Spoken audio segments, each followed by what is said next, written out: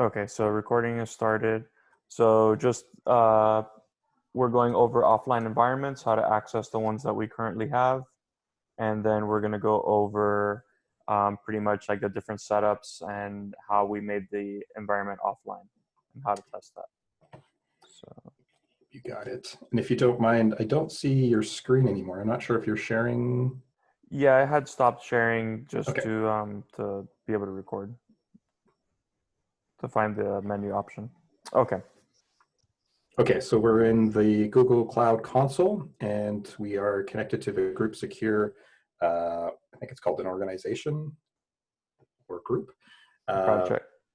Project, there we go. So we're in the Group Secure project, so we can see all the instances that are run by this project. The ones that are all related to offline are more or less prefixed with GitLab-airgap. Originally, the offline project was called airgap, and so there's been some naming changes, but we haven't updated the naming of the instances. I'll just provide a little overview of what each instance is. Starting from the top is GitLab-airgap-bastion. So this was meant to be a bastion host that we can use for side-loading Docker images that are in development from GitLab.com into the offline environment. We set up the offline environment so that the actual host that's running GitLab is unable to reach out to the public internet, and it has restricted access to outbound network connections within the environment, the network that we created for each of these hosts. So each of these hosts can see each other, but they can't reach out, except for the bastion. So the bastion can reach out to the public internet, and this is how we sideload things in. So when you're using the offline environment, you won't really need to use the bastion host unless you're doing development and needing to sideload new stuff. So you can kind of skip that unless, as I mentioned, you need to sideload a new image. So and not for this particular demo that I'm creating, but for the next one, I'm going to show how to actually configure, like add images or update the container images for SAST and for DAST and all that. So for that, I will need to use Bastion, correct? Because that's what has access to the internet. So yes. Bastion will go ahead and download the newest images, and then from that, for example, on this airgap JVM, I'll be able to load the images from Bastion onto there. Okay. Yeah, the way that we've been doing the offline setup is we use GitLab's own container registry as the host for all the analyzer Docker images. Mm-hmm. And so we have scripts that I think in the documentation you can almost copy and paste those scripts, but they will pull the analyzers from the GitLab.com container registry where we host all the analyzers, mm-hmm. and then push them to your offline environment GitLab.com container registry instance, or you can push it to your own container registry within the environment. But that's sort of the setup we've been using so far. So the GitLab airgap JVM, NPM, PyPy, all three of these instances were used as package repositories. Mm-hmm. So JVM, I believe, is actually an instance of Artifactory. So we were hosting Gradle packages, Maven packages, and possibly other ones that I just don't remember off the top of my head. NPM is, I can't remember which tooling we use for that, but it is a NPM package repository. So it's not a full mirror, but we've just sideloaded, or we've uploaded a certain number of packages that are hosted on that. And what that emulates is, like, during the scan, our analyzers, in some cases, aren't able to determine all the information they need without the packages actually being installed first. So they will pull down and install any necessary dependencies that your project may have. So for example, if you have an NPM project with a package.json and a package lock.json, we will attempt to download and install those packages so that we can do whatever analysis we need to. So in this case, in a lot of the offline environment documentation, we describe sourcing your project dependencies from an internal NPM registry. So this is an example of the different registries within. Where we can, we try to take use or make use of the GitLab's package registry as the host as well. In some cases, we set up separate ones before they're ready or available. So JVM, NPM, and PyPy all act as internal package registries for the different project types. PyPy for Python, NPM from JS, and JVM for Java. Okay, so next up is the GitLab airgap runner. So this is actually just a dedicated host that runs all the CI jobs. We're running the GitLab Docker runner on there. So it connects to our internal GitLab instance, fetches jobs and runs them. I don't remember if we specified any specific tags. In total, I believe there's like 4 workers or 4 runners working from that instance. But all it does is download Docker images and executes the CI jobs and then push those results back up to the GitLab instance. GitLab airgap-test. This is the actual GitLab Rails instance, which hosts the database, all the backend services like Sidekick, Redis, etc., as well as the actual GitLab Rails application. So that's going to be the most important one because that'll be the instance that we actually connect to in our browser. And that's pretty much it. The rest of the QA ones are actually ones I don't know about. So why don't we get started by actually bringing these online? And I can't remember if I said this on, oh, go ahead. Oh, no, I'm sorry. Okay. Yeah, we can do that. Yeah, so several months ago, we talked about cutting costs and the need to turn off instances that aren't in use. So we've been practicing turning these instances on and off as we need them, which is why they're currently all stopped at the moment. So if we go ahead and start this up, I'll show you the steps necessary to actually be able to connect to this instance. So let's start with the GitLab airgap-test. We'll just bring these online one at a time. And depending on what we do, we may not need to bring them all on. And we'll just start it back up. Now, they're not, they have dynamically assigned IP addresses, so they're not pinned to a specific external IP, which makes this somewhat tricky because we also don't have or control public DNS that we can point to these instances. So you'll see that instance just came online with an external IP of 35.227.155.72. So in order for us, this is where it gets a little bit hairy. It's like in order for us to be able to connect to the instances, what we've been doing is we've been taking the internally assigned DNS names, which are suffixed with the .internal domain, and adding entries to our etc host file so that we could actually connect to these in the browser. There was some prior attempt to get this into the GitLab.com DNS, but unfortunately that wasn't accomplished. So if you open up, thank you, etc hosts. I won't look at your password. Oh, I won't show it anyways. I know, just out of courtesy, I'll look away. All right, so let's add an entry for that particular IP address, which I've lost it now. 30, yep, so if you copy that. And then we'll also need the host name. So the fully qualified internal DNS name, I think you can find when you click on the instance, yeah, and take us into the details. It should be something .internal. It'll be quite a long name / .internal. Not the boot disk, device name. Nope, not that guy. Can you scroll up just a little bit? Yeah, let me make it bigger. Thank you. Where's the fully qualified name? I don't see it in the UI. Let's go to monitoring. Will it tell us there? No, not there. Look like it. Okay, so let me just look up the convention that's used because it'll probably be in my etc host file. Okay, so the name is, it'll be the instance name, which in that case was GitLab-airgap-test.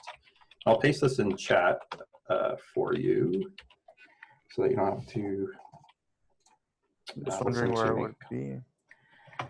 I wish I could tell you that off the top of my head. I don't know, so I'll have to look it up. But it looks like it's a conventional path based on the project name and the region or zone that the instance is hosted in. So in that case, it's hosted in US West 1B. And if you, so the path is the instance name, which was named GitLab-airgap-test, followed by the region that the host is hosted in, which is US-West 1-B, and then followed by, I don't know where the .c comes from, to be honest. I'll have to look that up, and then the group or the project name, which was group secure. Looks like I already had it with another IP on here, so seems like I was doing something like this a while back. Yes. So as you can see, like actually, if you undo that, that's a really good thing to point out. It's like each time that we start and stop the instance, the IP is subject to change. So even if you had it working once, you'll have to remember that the IP may have changed if we restart it. We're not pinning to a specific IP at this point. I'm pretty sure that you could, I know I've done this with AWS. I'm not sure what the procedure is for doing it with Google Cloud, but at the moment, just be mindful of that. Double check the IPs of the actual instances when they come back. So we can delete that now.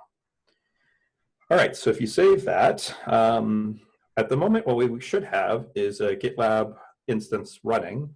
There won't be any CI runners connected or running against it, but you should be able to connect to that login page or to that endpoint. So if we take that same host or path that I provided and go to HTTPS GitLab-airgap and that full name that we entered in the, yes, you got it. Okay, so you'll get the scary prompt, and what this is saying is that, hey, you're attempting to connect to an endpoint.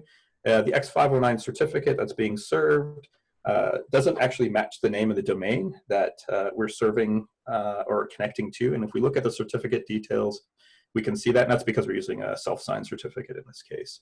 So you should be able to proceed. There we go. Yeah, there should be. So this usually has a problem in whatchamacallit, in Chrome. So usually what I've been doing is Firefox allows you to do it easily. I think in Chrome you have to add it to the accepted websites. Got it. So I'll just open Firefox. So here you can actually accept risk and continue. There we go. And if we look at the certificate detail, oh yeah, we could see the mismatch and why it was. Yeah. It wasn't a trusted cert because it doesn't. It wasn't signed by any root certificates that that are in our trust store because it's self-signed. All right. So at this point, you're now connected to our GitLab instance that's hosted in the offline network. If you've already got an account, you should be able to log in. So this information I've saved is for my own instance. So I don't think it's an account. Okay, so then in that case, what I can do is I can jump into the admin section and just generate an account for you, and I'll send you a token or an email so you can change the credentials if you don't already have an account. Is that the case? Yeah, that's the case. Oh, okay, give me a sec to get that IP address and add it to my own Etzios file. I think we were all sharing an account before when these air-gapped demos were being done. Yeah, there was an initial root account, and then I think somebody sent out a message in one of the weekly meetings to make sure you create your own account. So I don't know if that shared account is in use or available anymore. All right, let me enter.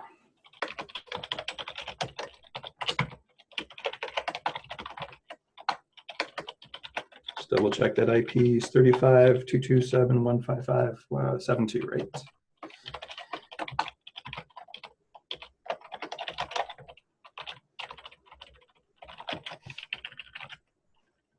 $35.227.155.72. Perfect. All right.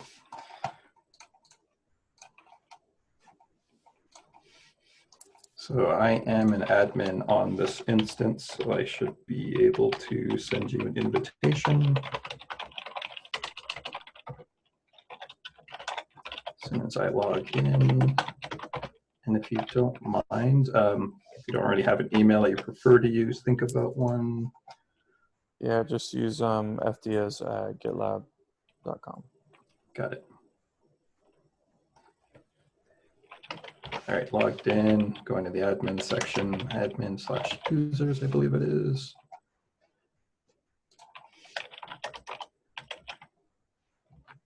Now, I've never met you before, so I don't know if you're like spear phishing me right now or if this is like a social engineering attack. So is there any way you can prove to me that you're someone trustworthy, or that I can send this request out in good conscience? Yeah, I'm guessing the GitLab email. Yeah, that's okay. We'll go with that. I'm not sure. Okay, so I'll just use yours. I have to provide a username for the account as well, so I'll do FDIAZ if that's okay. Yeah, that's fine. Okay, FDIAZ@gitlab.com. Mm-hmm. And I'll add you. I'll let you fill out your profile details if you want that. Create user. Email has already been taken. Oh, okay. So it looks like there's already an account for that email address. Okay. Yeah. So if you go through, I may have forgotten the password. let me see. Well, like, and I can show you. I guess I can show you my login. Let me see if I can blast out a password reset for you from the admin section. Mm-hmm.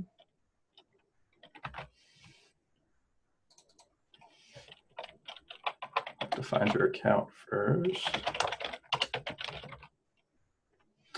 There we go.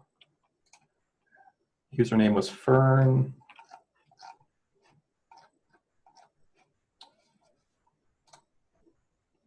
How do I change your password? Okay, let's go to edit. I'm going to assign a password for this account. And are you familiar with the default password? I'm not.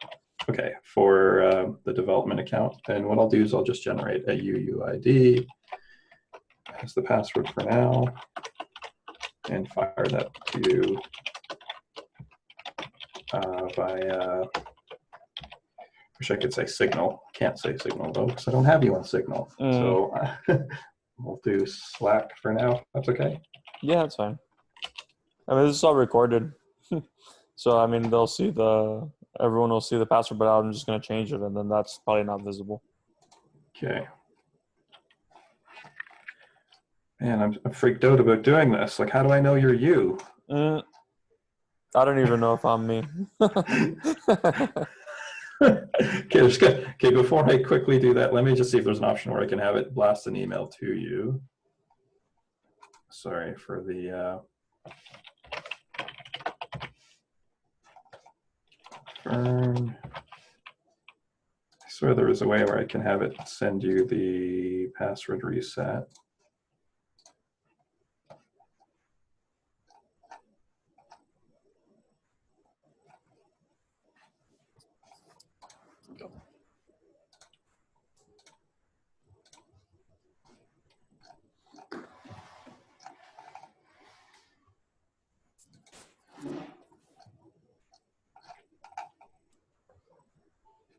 Okay, so last sign in for this was back in March. Would you be upset if I deleted this account and then just created a new one, and then that way? Yeah, that's fine. That works out. Okay, let's do that.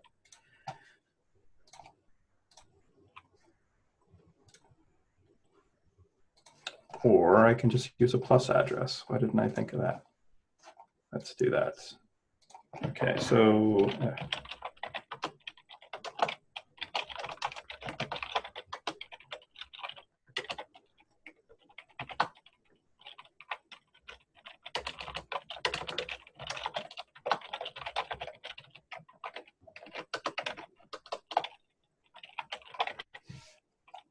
I'll send it to fds plus offline at gitlab.com.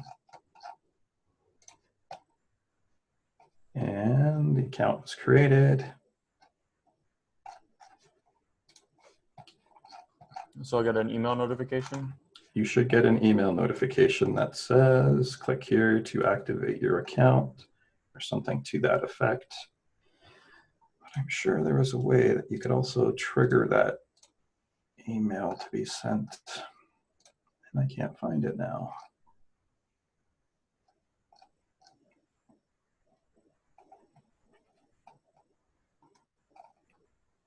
Let me know if you get the email or if I should get this to you in another way.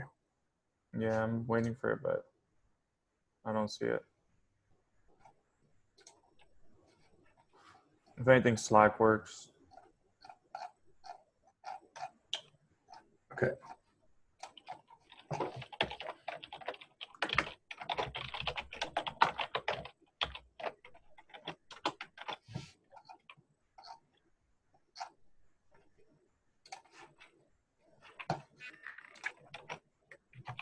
Let's give that a go. So the username is still Fern? Sorry, FDIA is dead. Yep. The old account still exists. Okay. Okay, so okay, the new UUID password is not for, it's for FDs. Yeah. At GitLab or without? Without. I'll just save it. Okay. There we go.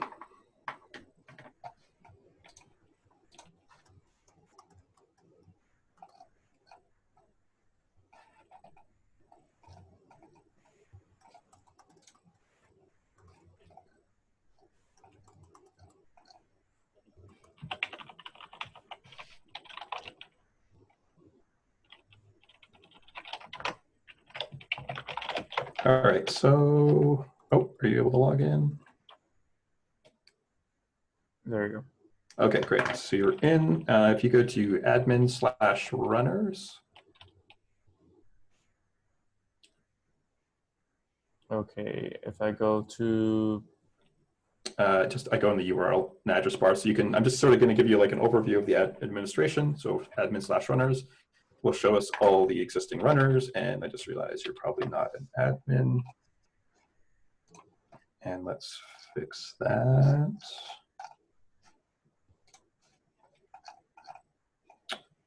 All right.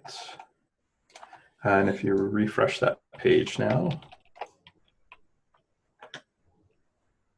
Okay, so at this point you can see these are all the runners that we have registered. Currently, none of them are online. And the reason is because we don't have the runner instance up. So the next step, I guess, would be go back to the Google Cloud console, and we can turn on the runner instance. Now, this has had some problems as well. Because in some cases, when it's reconnecting, it had been it attempted to connect to like a cached version of the DNS entry. So we may have to SSH onto that box and restart the runners. But yeah, it looks like okay. Now I can. Yep. So we'll start the instance. If we're lucky, the runners will come online and we'll be able to start picking up jobs immediately without any intervention. And we should be able to see that from the admin runners tab. Yep. Now, last contact, we can see that sort of the thing that tells us when it last connected to us. So if we keep refreshing this page, ideally we'll see last contact like several seconds ago. Oh, there we go, just now. Okay, so they seem to be up and running now. So at this point, we have access to the offline environment. If we wanted to do something like run a scan on a particular job, we could do that. Most of our template projects are in the templates namespace. So if you go to projects, explore projects, I believe they're public projects, so everyone should be able to see them. Well, you can see all the different integration tests. And then scrolling down that C where it says template/C# NuGet.NET Core. It's the fifth from the bottom. Yeah, so there's an example of one of the template projects that we've been using for demoing some of the offline capabilities. And this is just one project, but if you scroll up and click on the namespace, templates, yeah, you'll be able to see all the other different types of template projects that we can attempt to run. And yeah, let's pick one and we can just trigger a run. In some cases, the master or the default branch doesn't include the dependency scanning or license scanning template by default. So you may have to open up an MR just to trigger that with the templates included.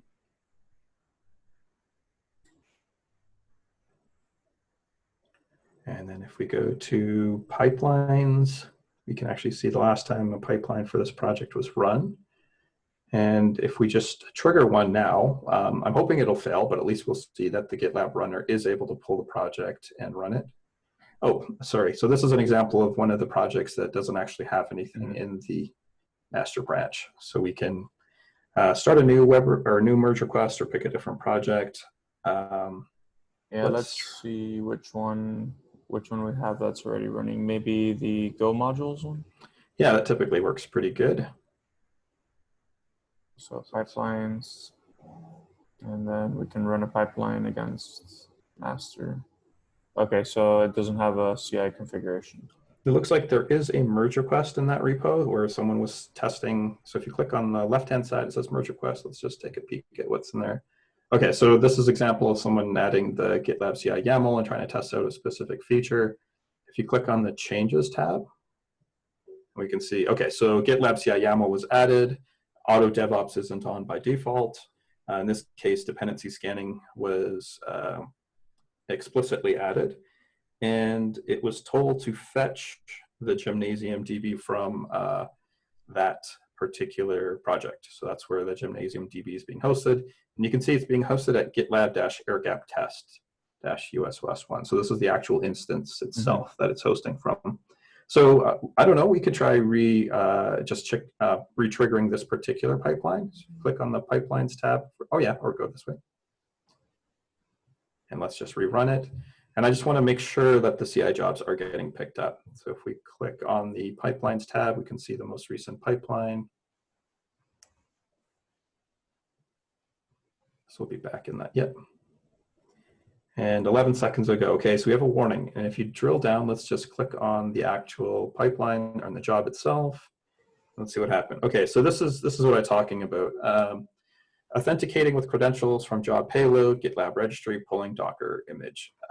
So when we brought the Docker image back up, it said that it's trying to pull down this image, Gymnasium 2, but it doesn't appear to exist anymore. Oh, so that analyzer project may not even be there anymore. So again, not a great example, but it looks like the CI runner is running. Let's try another one. Let's get a successful one. Let's go back to the template projects. So this is someone's test repo. And let's go with that top one, C# NuGet .NET Core. That would look like it was one of the most recent ones. Yeah, updated. Seems like it's fast. We can run, okay, here's an example. So we can rerun this scan job. And I think in this case, the license scanning job is in the default branch. So we can just rerun it from here or in the default branch. And if you click on the job details, I just want to see the actual job running. So click on, okay, that was really quick. But click on the past.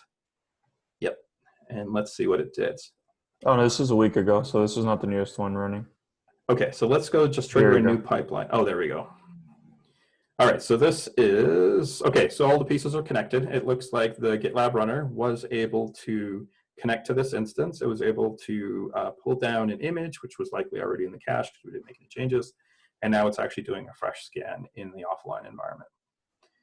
And for the most part, this is like the offline environment in a nutshell. As I mentioned, there were some other instances that we didn't bring up, like the PyPy, NPM, and JVM instances, and those are specifically for testing projects that need to source packages from those instances.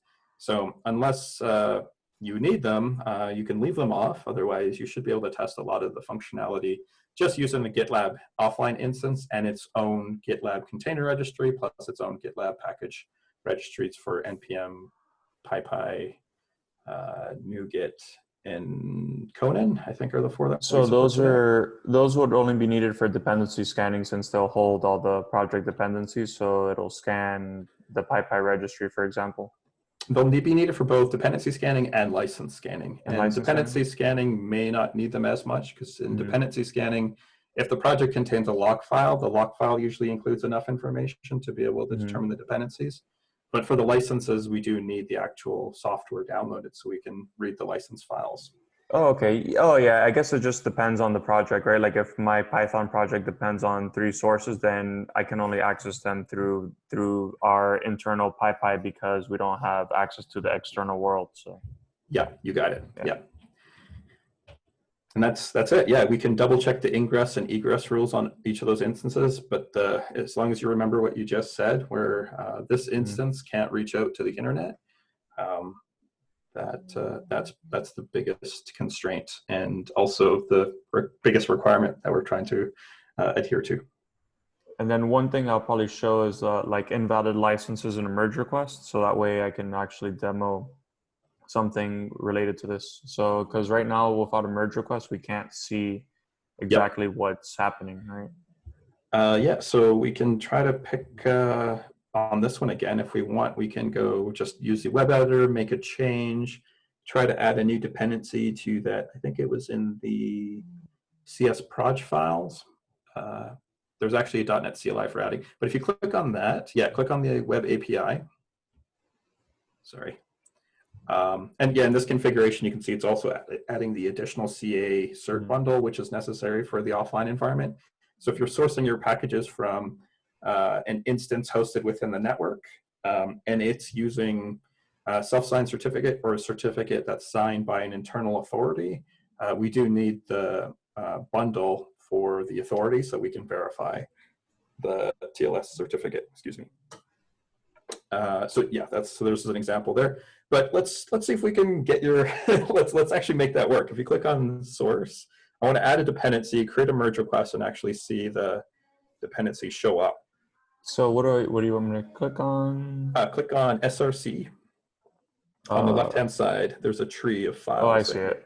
Yeah, click on Web API, click on CSproj. The web API.csproj, 2 files down. Yep.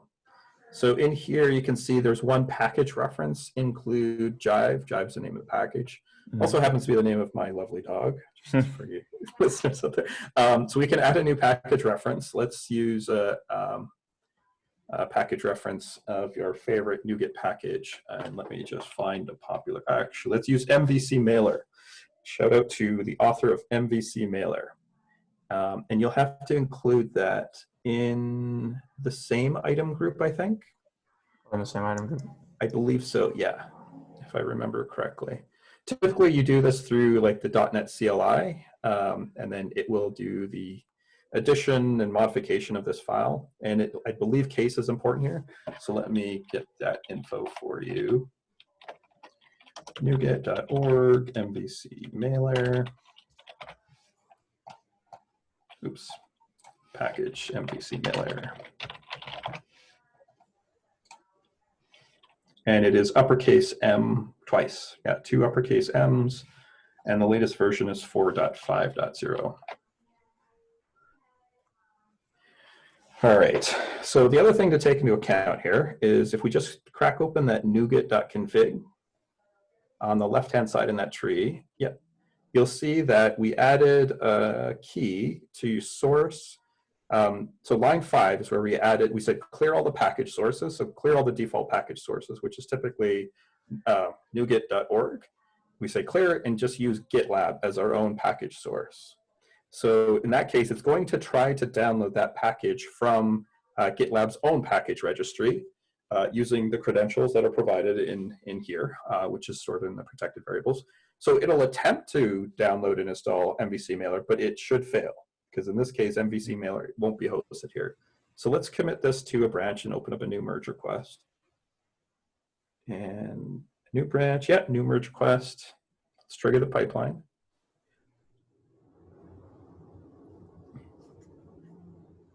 And we can just submit that.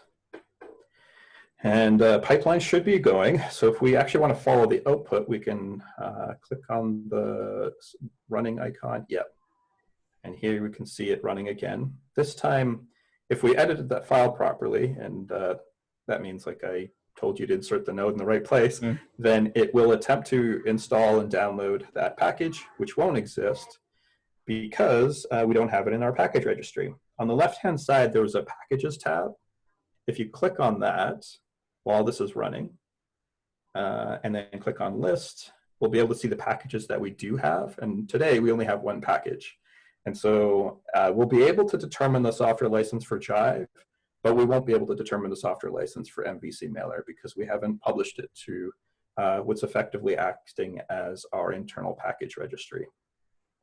All right, let's go back to the scan, see what's happening. All right, so it's detected. It's a .NET project. We're unpacking Mono, and we're trying to do some scanning here.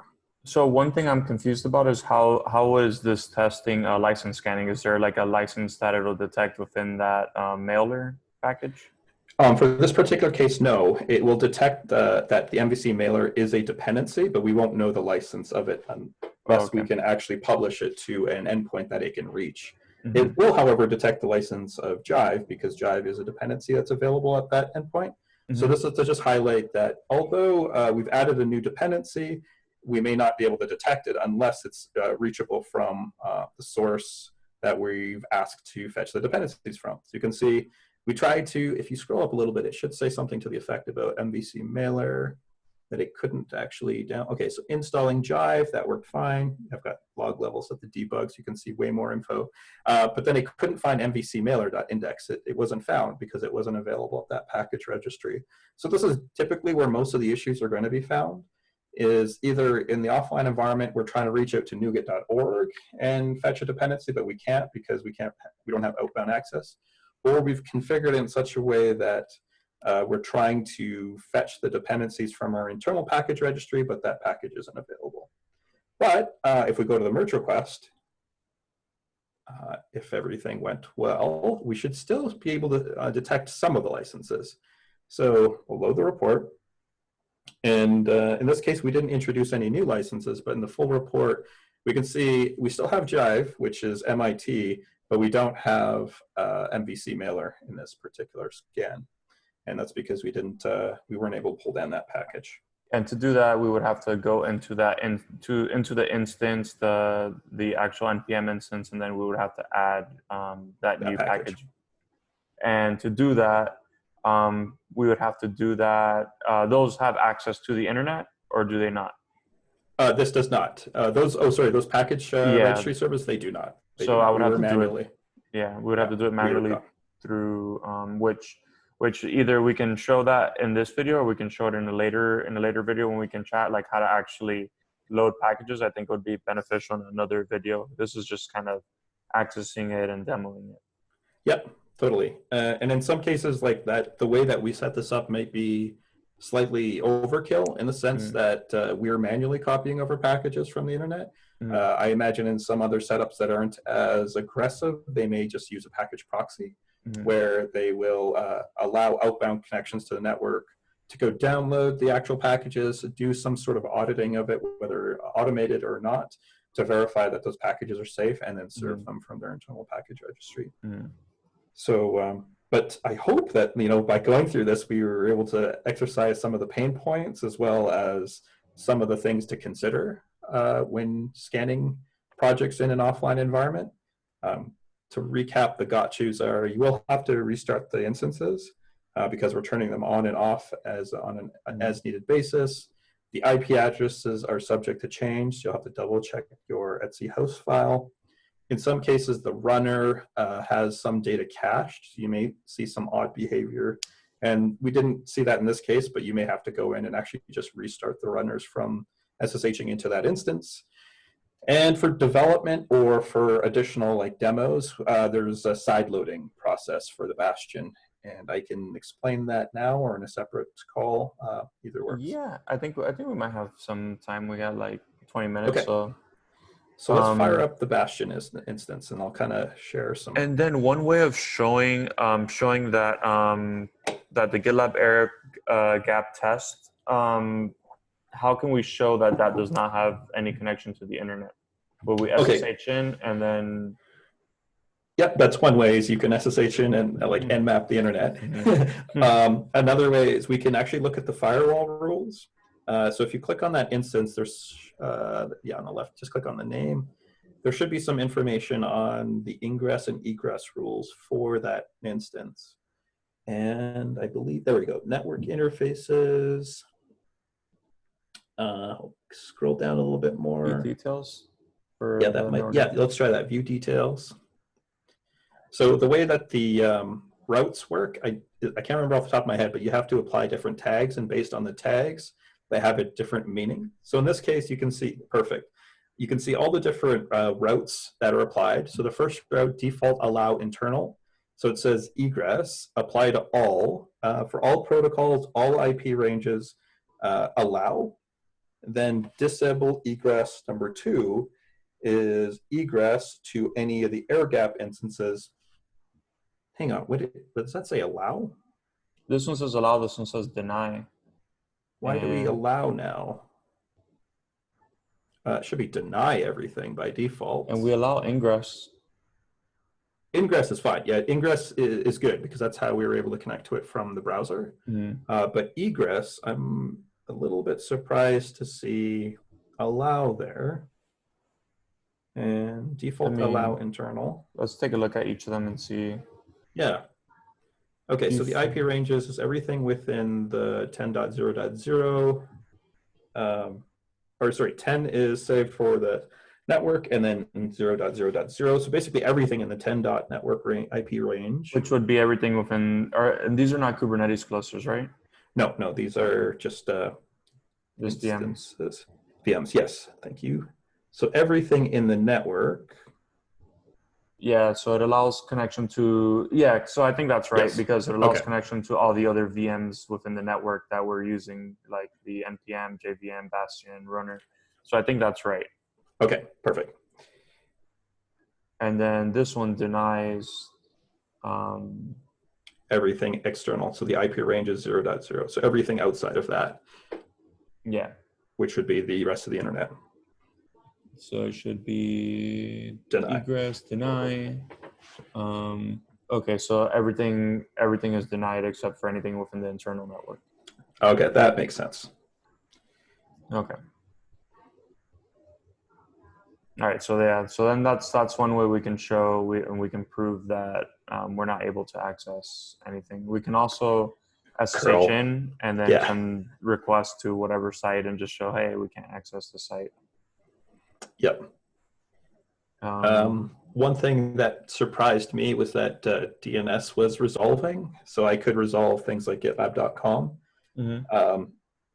Which I didn't quite trace that down, but from what I found was some of the VMs had a side-loaded like Google Cloud process. And so it looked like to me from within the network, Google was actually running its own DNS server. So some of the external IPs are resolvable, but you can't connect to them. So if you're confused by that, just help me out, help me understand what's going on there. But you can resolve the IPs. Doesn't necessarily mean you can actually connect to them. Sounds good. Yeah, that's perfect. Okay, so that's one way of showing that. Now we'll go over really quickly how to actually load new images from GitLab onto Bastion. Yep. So let's go to Bastion, and I'm going to go ahead and turn on Bastion right now. Thank you.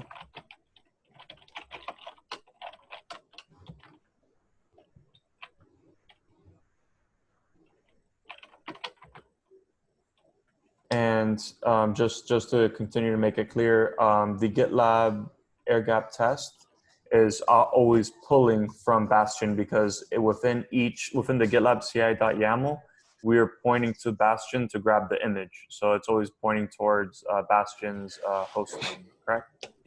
Incorrect. It's actually a push-based model rather than a pull. So from the Bastion, you would SSH from your host machine and then push any changes that you want to introduce into the offline environment. And then from there, once those changes are pushed in, they'll just operate within the context of that network. So what we do is we'll go through this together right now.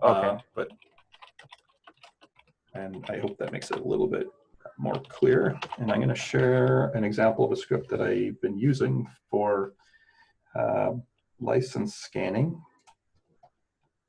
And I'm trying to think of the best way to share this. Let me put this into a gist. Snippet, pardon me, snippet.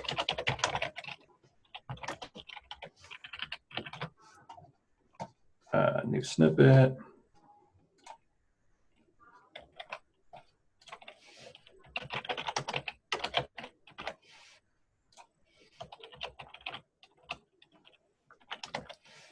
All right.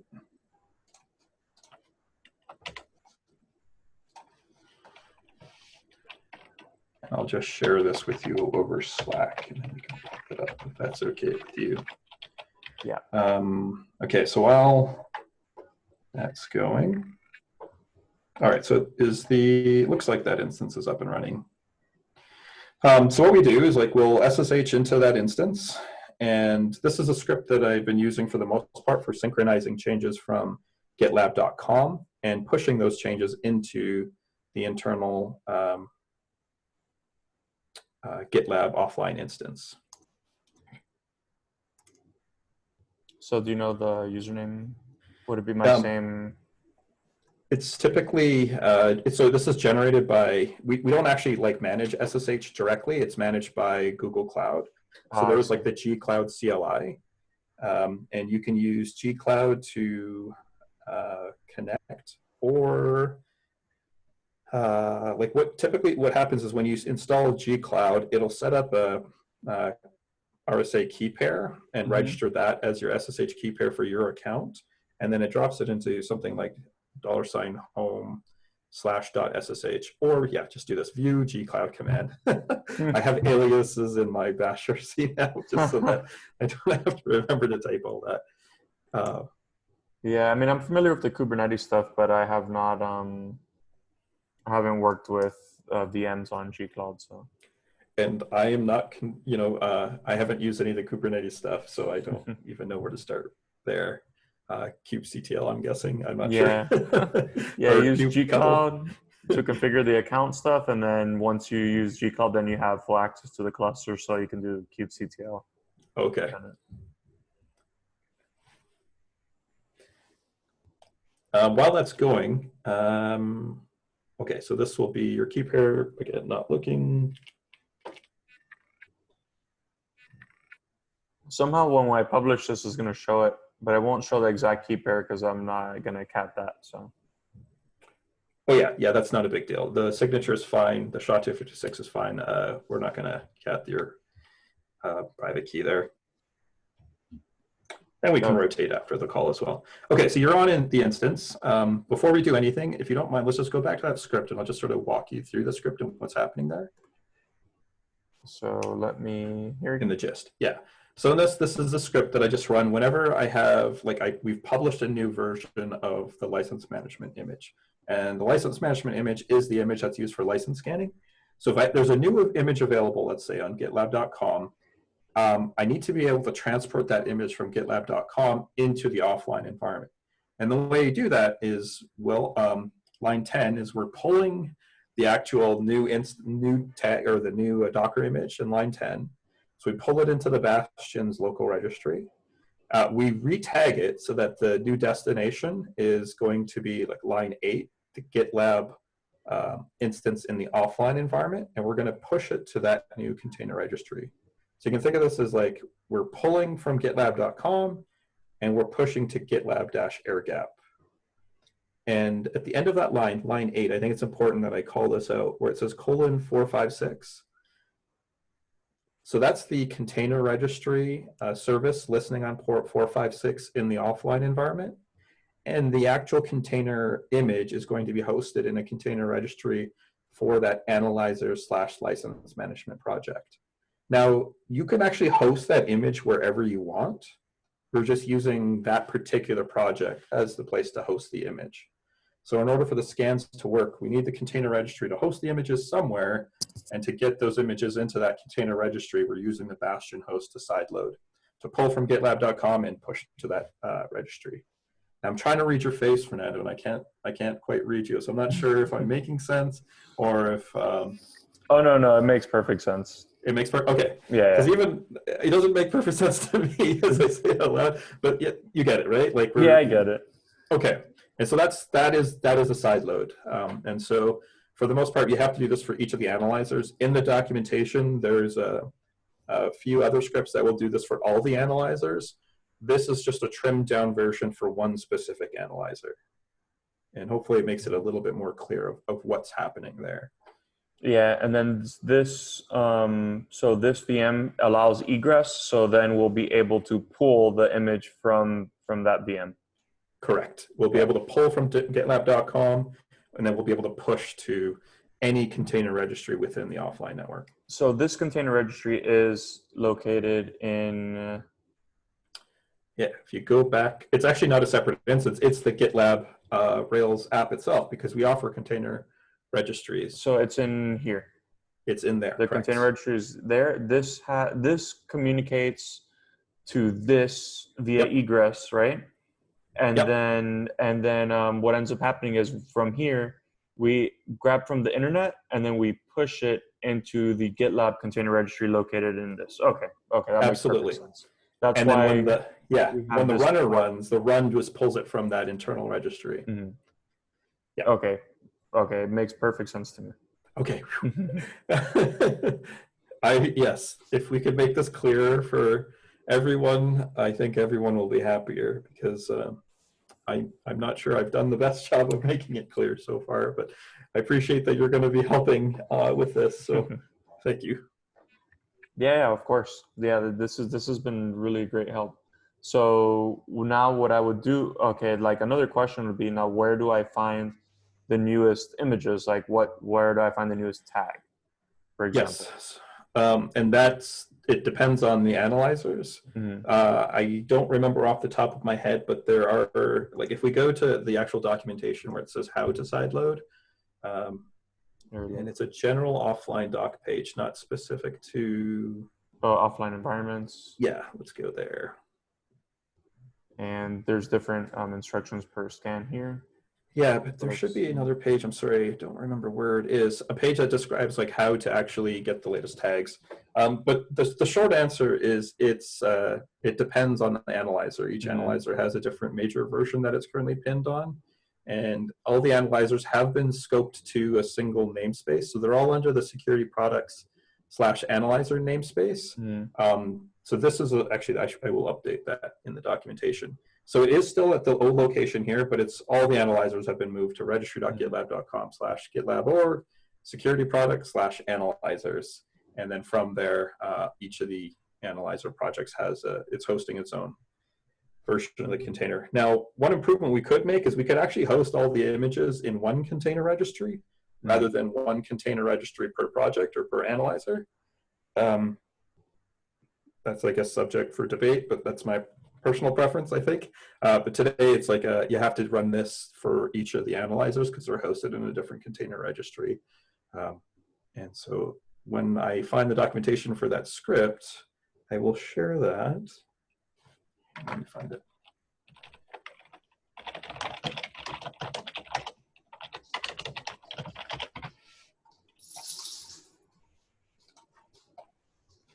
Here it is, the quick start guide. So it's called Getting Started with an Offline. No, that's not it.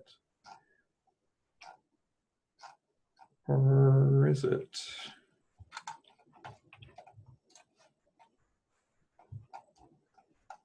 Oh, this has changed.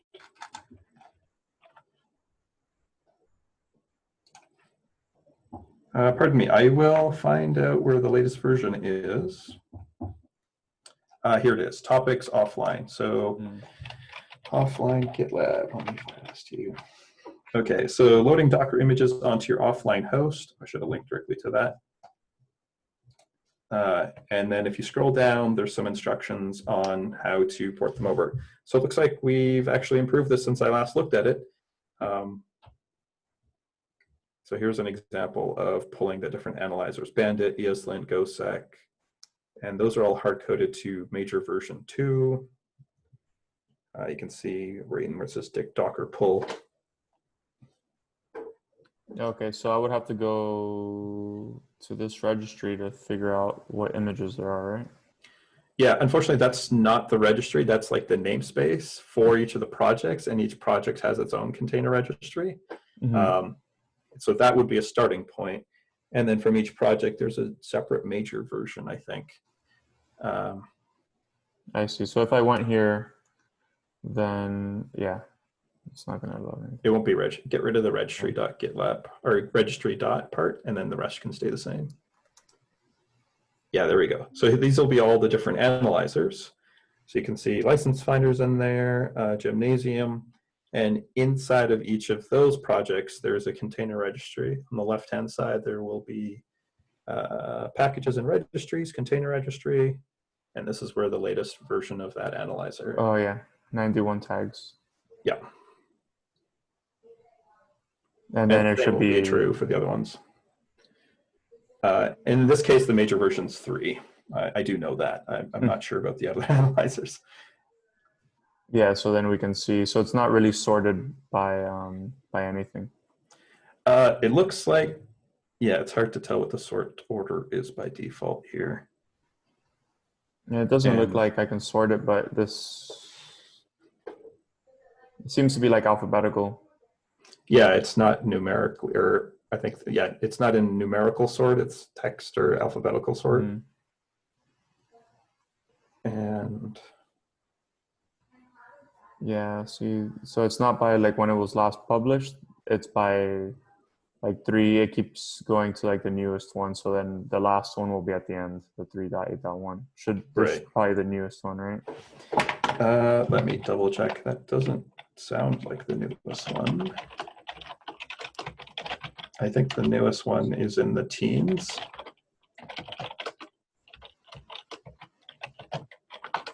Yeah, the latest one is 3.19.2. So it's, yeah, as you mentioned, it's so in the sort, the 1.9 is coming before the 8. That's why, so it's not comparing 19 to 8, it's comparing 1 to 8. I see. Yeah. Yeah, because it looks at the second one first because it's numerical or... It's treating it as like text rather than numbers. Yeah.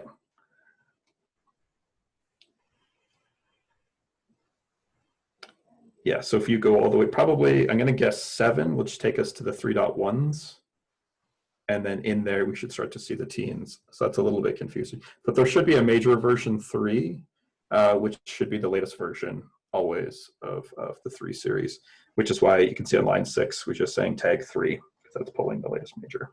Okay, so then in this, we would, so 3 is always tagged to the latest 3 release? Yes.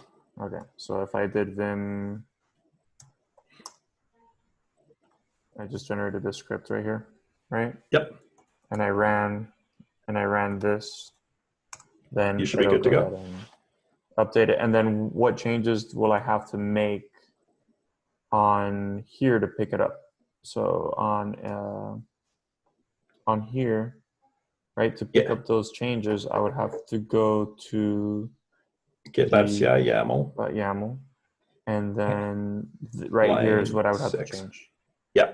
And in this case, because it's already pinned to 3, there's nothing to change in this particular case because we're just overriding the existing 3 by fetching the latest version and overriding it. Okay, I see. Yeah. Yeah, this has been amazing. This has been a great demo, Mo. I really appreciate it. Oh, good. Okay, good. I'm so glad to hear that. Yeah, so I have, so I have pretty much everything nailed down. So I can shut down these instances, and then I'll start going through this same process tomorrow. And what I'm going to do is I'm going to post this recording to GitLab Unfiltered as a recording that not everyone can access. That'll be internal only. Is that okay? Yeah, that's absolutely. Yeah. Post it in the secure channel. That way everyone can take a look. Wow, thanks so much. This is going to be a great help to everyone. Yeah, thank you. I mean, this is great, and what I'm gonna do with this information is I'm making 2 videos. I'm giving you the preface before at the end of the demo. So what I'm gonna do is I'm doing 2 demos, right? One, I'm just showcasing that GitLab actually has support for limited connectivity / offline environments. Kind of talk a little bit about how it works and show that the environment doesn't allow any connections and just kind of go through there. And then from there, what I'm going to do is I'm going to give like a brief example of how it could still detect licenses with that project and kind of just talk a little bit about how it works. And then after that, I'm going to work on a second video that goes over pretty much what you just showed, how to load the images and how to configure that. So it shouldn't be anything too crazy. I mean, I might make it in 1 video, but I'm thinking of breaking it into 2, but I'll keep you up to date with that. Great. Just an FYI, this iteration, I'm working on offline PHP and Rust support. So I'll be in the same area if you have any questions or want to sync up on anything. Yeah, thank you very much. No, this has been great, and it's nice to meet you, and we'll keep in touch for sure. Nice to meet you too. That's funny. All right, Mo. Okay, bye. Bye.